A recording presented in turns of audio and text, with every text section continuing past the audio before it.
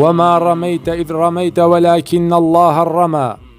دقی بەیان نامەی شێخ یاخی و دەروێشەکانی دەربارەی جەنگی نەبراوەیان لەگەڵ پەمەیە مشریکەکان. بسم الله الرحمن الرحيم. يا أيها الذين آمنوا إن تنصروا الله ينصركم ويثبت أقدامكم. أي أوان إيمانتان هناوا ديني الله سر بخن، الله سرتان خاتو بيكانتان جيگيركات. بناوي شيخو يك بيكي درويشكانيوا دەستخۆشیمان هەیە بۆ بوختانچی و جەساسە و جاسوس بارزان ڕەمەزانی کادیری پێشکەوتووی حیزبی بزوتنەوەی دیموکراسی بەناو ئیسلامی کە بەفیتی سەتڵاوانەکانی بەریتانیا یەکەم کەس بوو کەوتە ناو تەڵەی مشکەکەوە و دواتر بۆ ڕزگارکردنی گیانی خۆی هانای بۆ پەمەیی و حیزبی و مشتیکەکانی دیکەی تر برد، هەتا ئەوانیشی تووشی تەڵەی مشکەکە کرد کە بۆمان دانابوون. ئەو پەمەییانە بە جۆرێک تووشی داوی خۆیان بوون کە لە هیچ کاتێکی تردا نەبووە مەدخەلی و ئەشعەری و پەمەیی و وەحدەوی و سۆفی و سەتڵەوان و ڕوقیەچی و هەر هەمویان لەسەر یەک شت کۆک بن و ڕێک بکەون. بەڵام بەرزان جەساسە توانی ئەو ئەرکە گەورەیە ببینێ و هەستا بە کۆکردنەوەی هەموو مشریک و گومڕاو دەجالەکان لە بەرەی مشریکیندا دژی ئەهلی تەوحید.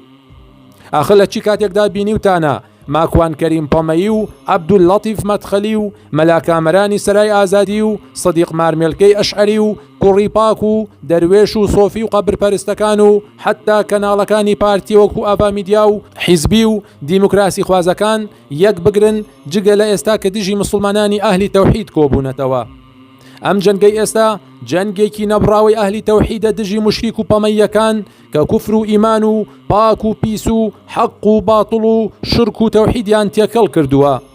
ئەو پەمەیانەی کە خۆیان مشریکن بەڵام بۆ جوڵاندنی عاتیفەی خەڵک و ناوبانگ و ئەکتیف بوونیان لە سۆشیال میدیا هاتوون وا بەگوێی خەڵکی ئەوامدا ئادەن کە ئێمە شەڕی مولحیدەکانەکەین، لە کاتێکدا لە ناو کووردا شتێک نییە بە ناوی مولحید، بەڵکو ئەوەی ئەیبینن چوار پێنج نەخۆشێکن کە بی ئەخلاقیان لێبووە بە ئیلحاد و ئەو پەمەیانش ئەم نەخۆشانە گەورە ئەکەن و بە خەڵکیان ئەناسێنن لەسەر حسابی ئیسلام بۆ ناو و ناوبانگی خۆیان و نانی ئەو پەمەیانە لە ڕۆنی ئەم بە ناو مولحیدانەدایە.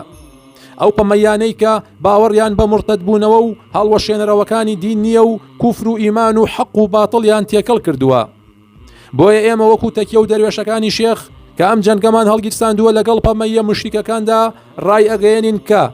ئەمە جەنگی ڕدەیە، جەنگی ئائیمەی موزیلینە، جەنگی جاکەرەوەیە، جەنگی موحیدەکانە دژی مشریکەکان، جەنگی ئەهلی تەوحیدە دژی ئەهلی شرک، جەنگی حەقە دژی باتیل، جەنگی ئیمانە دژی کوفر، جەنگی جاکەرەوەی مسلمانانە لە پەمەیی و منافق و مرتەدەکان. چونکە ئەو پەمەیی و دین فرۆشانە گومڕا و گومڕاکەرن بە ناوی دینەوە و لەسەر ڕێگەی تەوحیدی بانگەوازی پێغەمبەران عەلەیهی سەلام لایەنداوە و بە ناوی دینەوە خەڵکی بانگەکەن بۆ شرک و ئیمانیان کردووە بە کوفر و کوفریشیان کردووە بە ئیمان و خەڵکێکی زۆر زۆریشیان گومڕا کردوێتەوە. لە کاتێکدا کوفر و ئیمان یان شرک و ئیمان قەت لە دڵێکدا جێ نابێتەوە. بۆیە کۆتا بڕیاری تەکەی شێخ بۆ دەروێشەکانی و مسلمانان ئەوەیە کە شەڕ شەڕە و ئەم شەڕە شەڕی یەکلایی کەرەوە و گەوزانی لوتی پەمەیی و مشریکەکانە، بۆیە هەمویان کۆبوونەتەوە لە دژمان. لە هەر شوێنێکدا ئەو پەمەیانەتان بینی باسی دینیان کردوونان و پیازیان بە دینەوە خوارد، دەست بەجێ هەستی پەمەییان بڕوشێنن، تاڵ بە تاڵی گیتارەکانیان بقرتێنن، نۆتێلا و نیسکافەکانیان بڕێژن و دەفتەری هەست و شعرەکانیان بدڕێنن و شێخ و مەشایخیان لە عەرزا بگەوزێنن. و ئەم شەڕە شەڕی عەقیدەیە و نەیکەن بە شەڕی شەخسی بە هیچ جۆرێ و بە هیچ شێوازی ئاگربەست ڕانەگەێنن و بەردەوام بن لەم جەنگە دژی پەمەیی و مشتیکەکان و خۆتان یەکلایی بکەنەوە بۆ زیاتر دەرخستنی ڕووی ڕاستەقینەی ئەو دەجالانەی کە بە ناوی دینەوە خەڵکی مشتیک ئەکەنەوە و بە قسەی عاتفی هەندێک پەمەیی دیکە هەڵنەخەڵەتێن کە بە ناوی سڵح و کوژانەوەی فیتنە و ئەو قسانەوە لەم دەعوەی تەوحیدە ساردان بکەنەوە و بەڵکو وەکو باوە ئیبراهیم عەلەیهی سەلام دەمی تەورەکانتان تیژ بکەنەوە و یەک بە یەکی ئەو بتە پەمەیە دەستکردانە بشکێنن کە گوایە بانخوازی دینن بەڵام خەڵکی بۆ کوفر و شرک بانگێش دەکەن و ئەم ئایەتە پیرۆزەش با دروشمی سەرزبادان بێت.